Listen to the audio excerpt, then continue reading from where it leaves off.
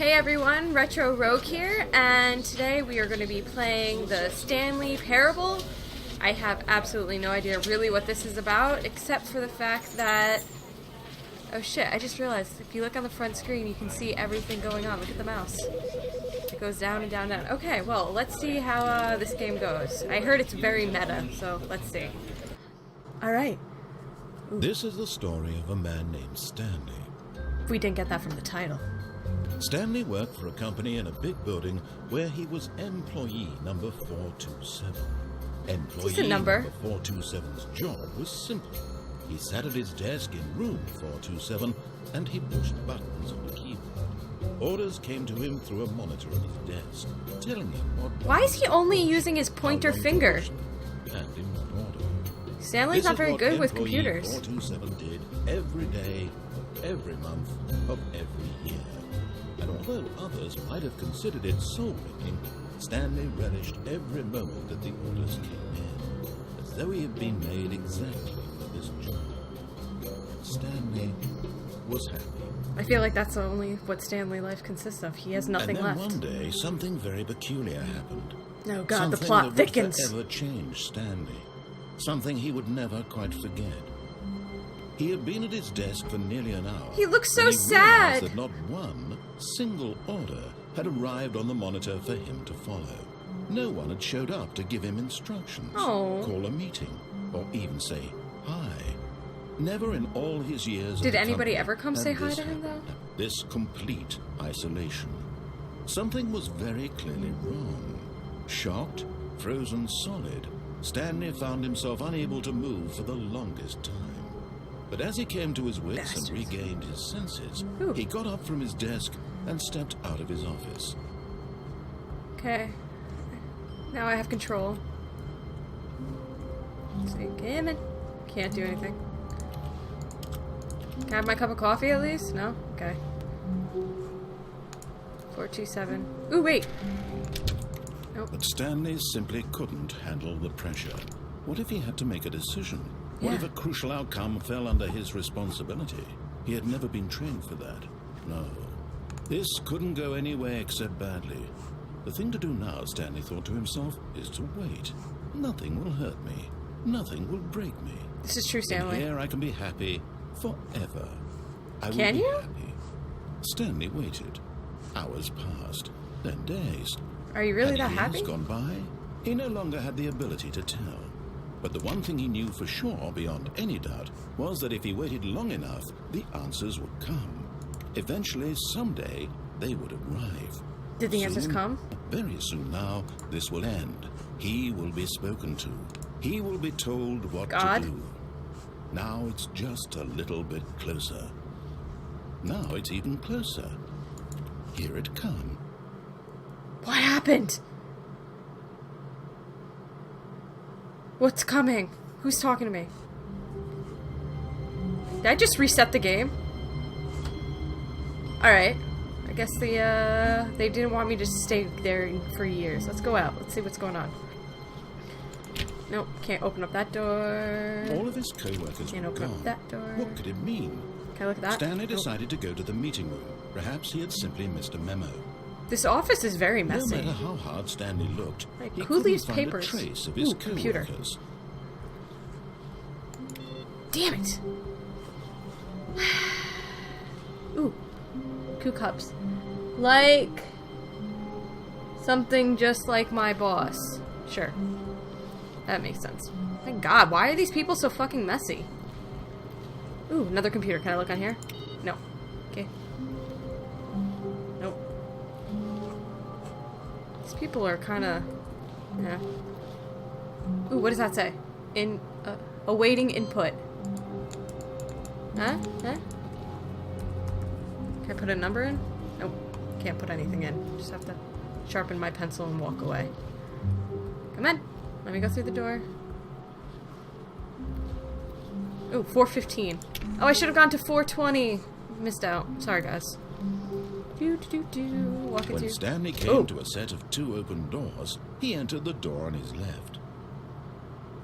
I'm gonna go with what God says on this one, and let's go to my door on the left. Ooh, 413. Nope, still locked. 412? Nope. It's a very dark room. I don't want to go into this dark room with... Heaven, hell. Heaven, hell. Okay. Yet there was not a single person here either. No. Feeling a wave of disbelief, Stanley decided to go up to his boss's office, hoping he might find an answer there. What about, Franz? Nobody's gonna talk about Franz?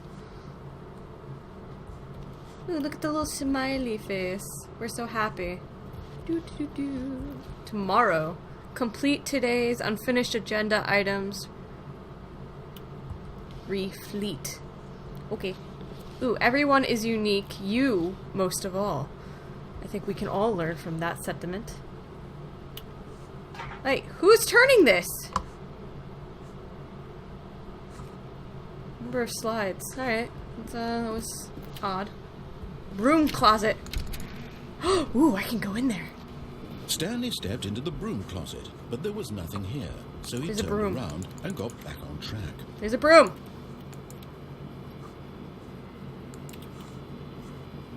And a wrench. There was nothing here. Stanley is in the broom closet with the wrench. No path to follow, just an empty broom closet. No reason to still be here.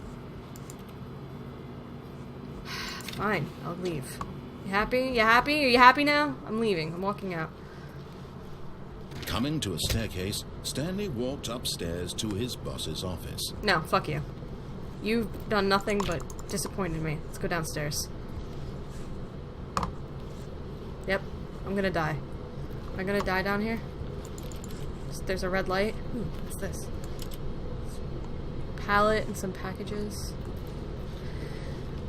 Fire hose, okay. Ooh, a car. But Stanley just couldn't do it. He considered the possibility of facing his boss, admitting he had left his post during work hours. He might be fired for that. And in such a competitive economy, why had he taken that risk? All because he believed everyone had vanished. His boss would think he was crazy. And then something occurred to Stanley. Maybe, he thought to himself, maybe I am crazy. Well, there's a car in here. Blinking mysteriously out of existence in a single moment for no reason at all. Why are you talking about this? None of it made any logical sense. And as Stanley pondered this, he began to make other strange observations. For example, why couldn't he see his feet when he looked down? Oh my Why God. did doors close automatically behind him wherever he went? And for What was that that? matter, these rooms were starting to look pretty familiar. Were they simply repeating? No, Stanley said to himself, this is all too strange. This can't be real. No, it can't be. At last, he came to the conclusion that had been on the tip of his tongue. He just hadn't found the words for it. I'm dreaming, he yelled. This is all a dream. 1, 2, B4. What is... Oh, what a relief Stanley felt to have finally found an answer, an explanation. His co-workers weren't actually gone. He wasn't going to lose his job. He wasn't crazy after all. Are you sure? And he thought to himself, I suppose I'll wake up soon. I'll have to go back to my boring real-life job pushing buttons. I may as well enjoy this while I'm still lucid. So, he imagined himself a clean environment. And began to gently float above the ground. What is going on? No! And he imagined himself soaring through space on a magical starfield. And it too appeared. It was so much fun. Ooh. And Stanley marveled that he had still not woken up. How was he remaining so lucid? And then perhaps the strangest question of them all so I can entertain myself one while he was you talk. amazed he hadn't asked himself sooner. Why is there a voice in my head dictating everything that I'm doing and thinking? Yes, why? Now the voice was describing itself being considered by Stanley, who found it particularly strange. I'm dreaming about a voice describing me, thinking about how it's describing my thoughts, he thought. And while he thought whoever made this watched too much Inception. If this voice spoke to all people in their dreams, the truth was that, of course, this was not a dream. Could it be? Was Stanley simply deceiving himself? Oh my God! That if he's asleep, he doesn't have to take responsibility for himself? Maybe? Stanley is as awake right now as he's ever been in his life. Now, hearing the voice speak these words was quite a shock to Stanley. After all, it is he shocking. knew for certain, beyond a doubt, that this was in fact a dream. Did the voice not see him float and make the magical stars just a moment ago? How else would the voice explain all that? Can't even go in the car. This voice was a part of himself too. Surely, if he could just... He would prove it. He would prove that he was in control, that this was a dream. So he closed his eyes gently. Stanley, don't do it! Himself to wake up. Don't do it, Stanley! He felt the cool weight of the blanket on his skin. The press of the... Why are you listening to this voice? You can hear he's crazy. The fresh air of a world outside this one. Let me wake up, he thought to himself. I'm Stanley, don't wake up. Don't wake up. I wish it to be over. Let me go back to my job. Let me continue pushing the buttons. Please. It's all I want. I want my apartment, and my wife, and my job. All I want is my life exactly the way it's always been. Stanley, you want some adventure. My life is normal. I am normal. You're not that normal, Stanley. Everything Nobody's will be normal. Fine. No. It's not gonna happen either. I am okay.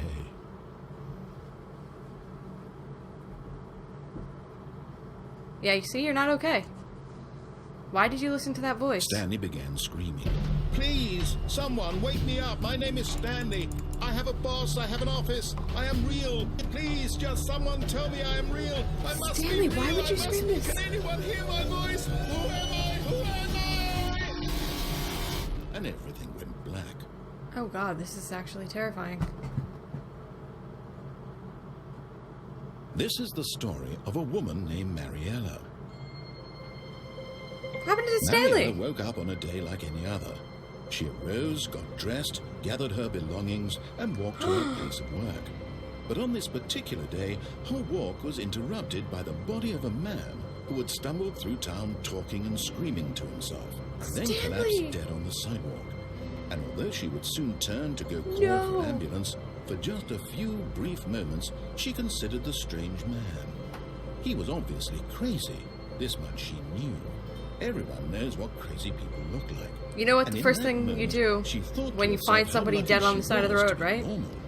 Check their pockets. Take all the cash and then run. You don't need that shit.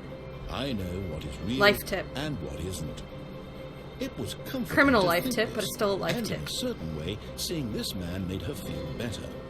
But then she remembered the meeting she had scheduled for that day. Why did she Very feel important better? people whose impressions of her would affect her career, and by extension, the rest of her life. She had no time for this, so it was only a moment that she stood there, staring down at the body. And then she turned and ran. See, she didn't even go through his pockets. She just turned around and ran away.